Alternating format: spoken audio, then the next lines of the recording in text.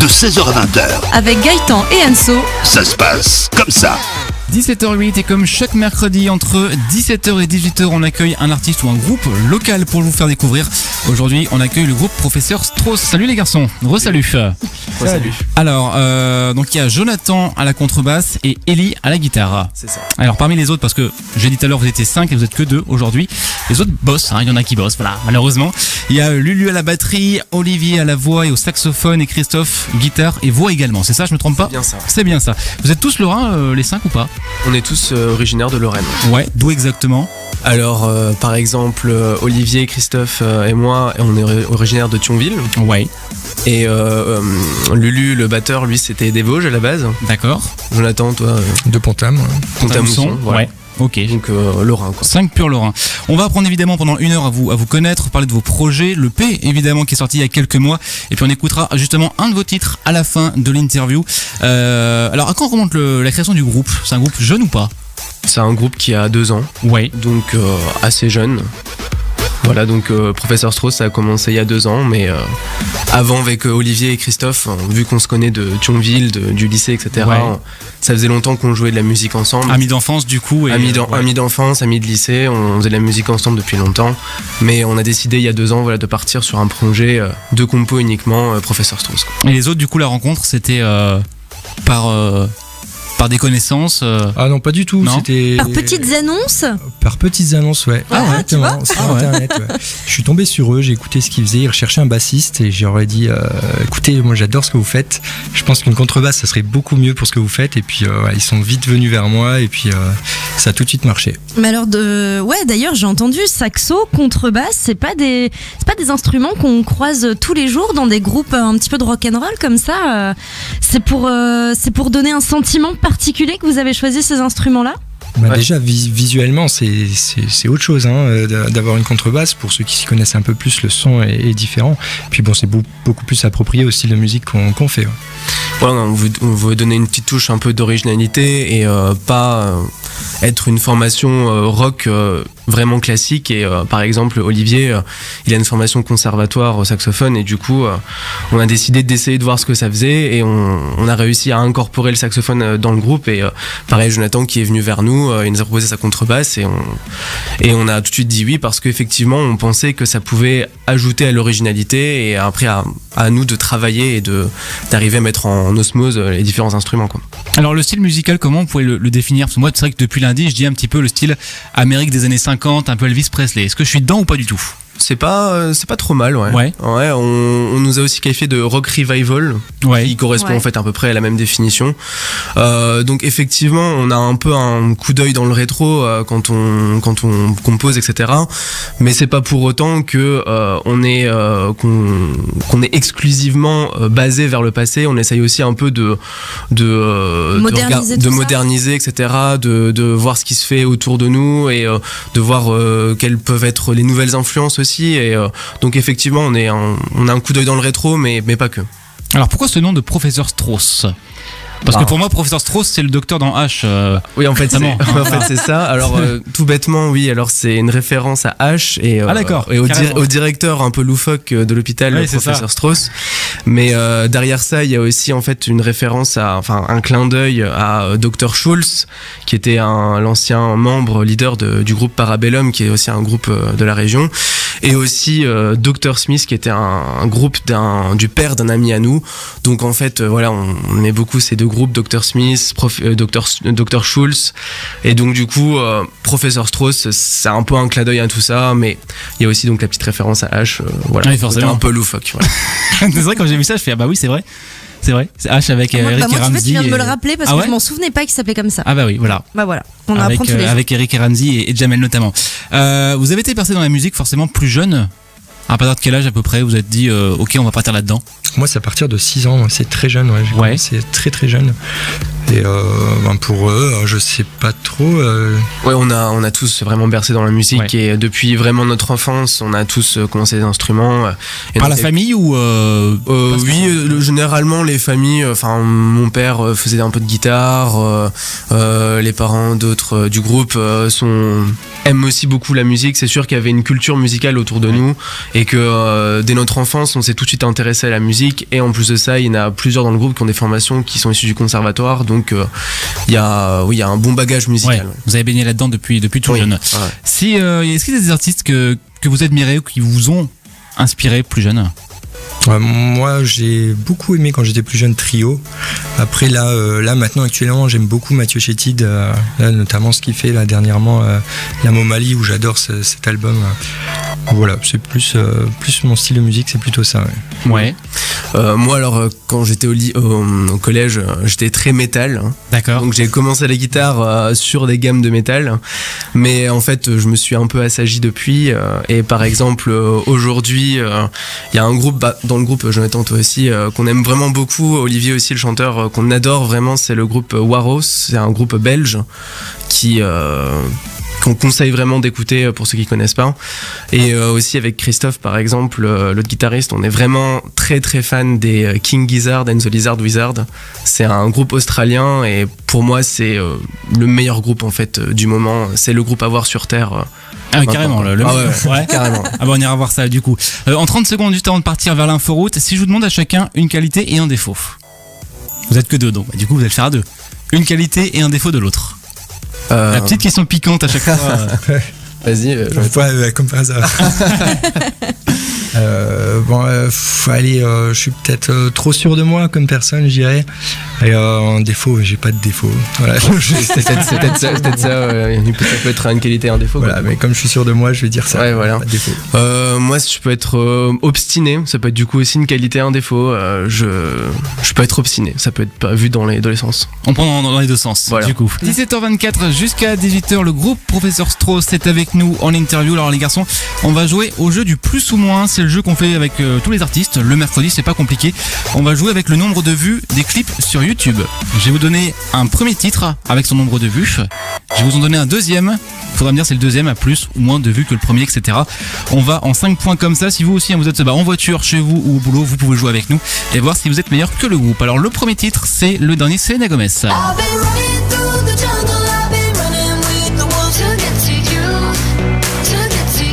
Walls, celui-là je vous le donne, il a 125 millions de vues sur YouTube.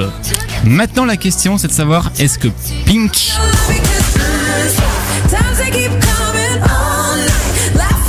avec Beautiful Trauma a plus ou moins de vues que Selena Gomez? 125 millions, c'est énorme. Ouais. Ouais, je dis Pink. Hein. Pink, Ouais. j'aurais dit moins. Alors Pink plus ou moins que Selena Gomez? Moi j'aurais dit Pink moins. Moi, je dis Pink plus. Ah, déjà ça commence mal. Comme ça, on est sûr, Professeur Strauss aura au moins une bonne réponse. Ouais mais il faut une seule réponse par contre. Oh, vas-y Jonathan. Allez, les Pink. Donc plus pour Pink? Pour Pink. Et non, c'était moins. 69 millions pour Pink. Jonathan, tu joues plus. Ça commence mal, voilà. Il y a déjà un exclu du jeu. Allez, le deuxième, c'est Luis Fonsi.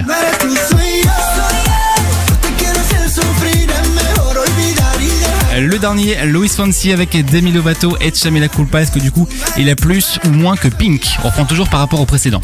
Donc Pink, on le rappelle, 69 millions de vues. Luis Fonsi a plus ou moins? Il me semble que, je sais pas, moi je connais plus Pink que, je connais Pink. Ouais. Donc je vais dire Pink en a plus. Tu connais pas Luis Fonsi? Non. Pas trop? Non, pas trop. Despacito, il a fait 4 T'es milliards sûr de que vues. tu connais pas Luis Ah Fonsi? si, j'ai déjà dû entendre. Ah. Ouais, si. On l'a beaucoup trop entendu à la radio d'ailleurs. Si, Ça nous peut-être. a énervé, C'est Luis peut-être Fonsi. juste le nom, peut-être la chanson, je l'ai pas. Ouais, peut-être, je pense. Donc je veux dire Pink en a. Donc Luis Fonsi moins?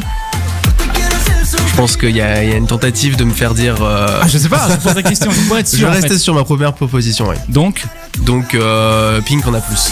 d'accord. Non, Luis Alors. Fonsi, 997 millions. Bon je joue plus alors. Eh non, mais ça Bon Luis bah alors Fonsi- comment on va faire? Il y en a plus aucun des deux qui joue. Ah bah, fin du jeu, terminé. Merci d'être venu. Ah non, on va continuer. On va continuer. Alors, mais en vrai, Luis Fonsi, incroyable. Hein. Le premier titre, donc Despacito, 4 milliards, et là, il approche les 1 milliard. C'est un phénomène. Ah ouais, c'est ouf. Partout, hein. ah ouais, bah, d'accord. c'est toute l'Amérique du Sud, c'est un carton. Le troisième, Avicii. Wake me up when it's all over. When I'm wiser and I'm older. Avicii avec Wake Me Up. Est-ce qu'il a plus ou moins que Luis Fonsi qui a 997 millions? C'est à moi de jouer. Bah, je dirais moins du coup, vu que l'autre fait un tabac. Ouais. donc, Encore moins, ça fait beaucoup de moins ça quand même. Ouais. Ouais. Encore moins, ouais. Encore moins. Non, plus 1,4 Bon, écoute, milliard. on va dire l'inverse de Oui, c'est ça.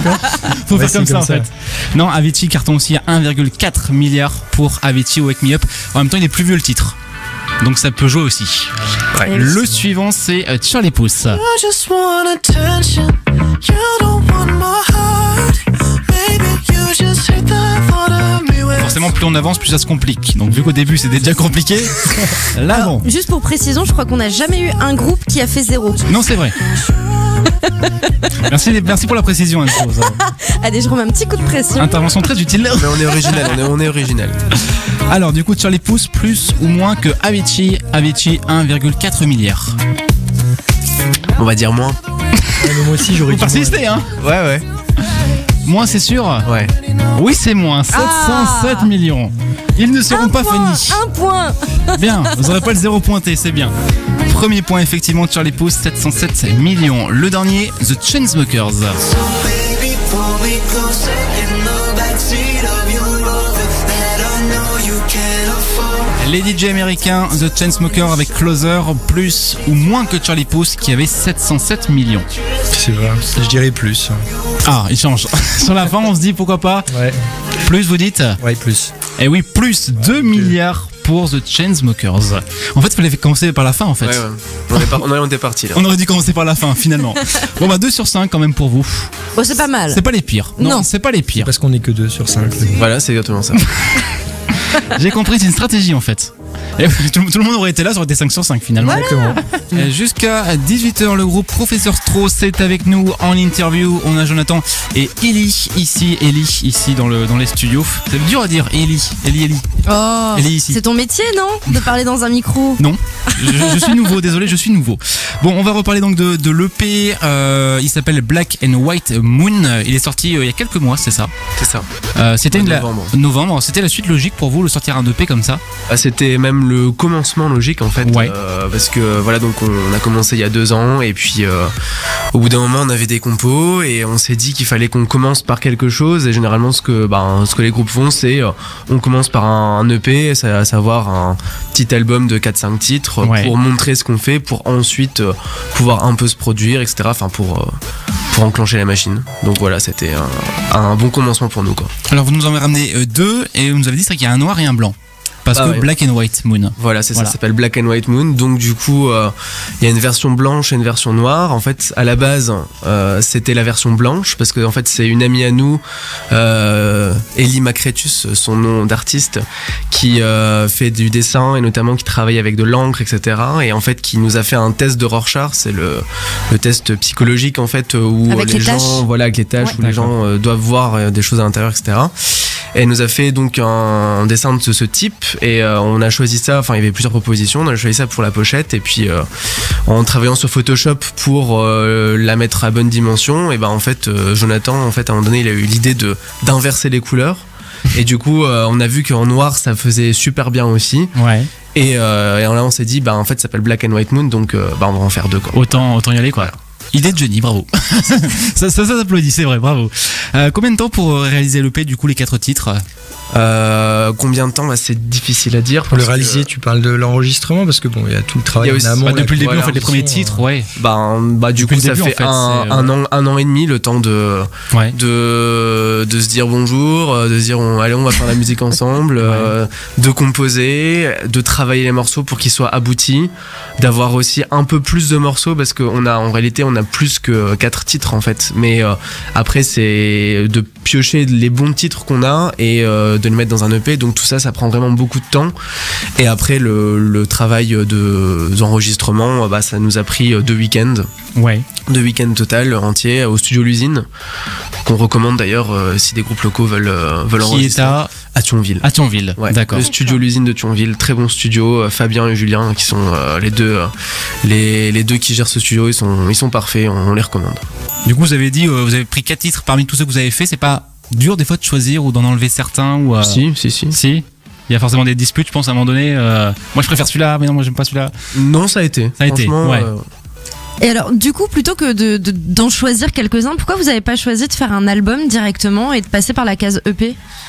Alors parce que du coup on n'en avait pas non plus assez pour un vrai album, et que pareil, si on veut faire un vrai bon album, c'est au moins 8-9 titres grand minimum, au moins 10 titres c'est bien, et avoir toujours justement un peu plus de titres pour justement bien choisir ce qui se passe dans l'album, etc. Donc ça aussi c'est je trouve un bon choix à faire, mais du coup on n'avait pas non plus au moment de l'EP suffisamment de titres pour partir sur un album, et il vaut mieux aussi commencer par un EP pour voir comment on travaille ensemble, pour voir comment en studio ça se passe, et pour après apprendre de nos erreurs pour ensuite pour un album pour justement faire les choses bien.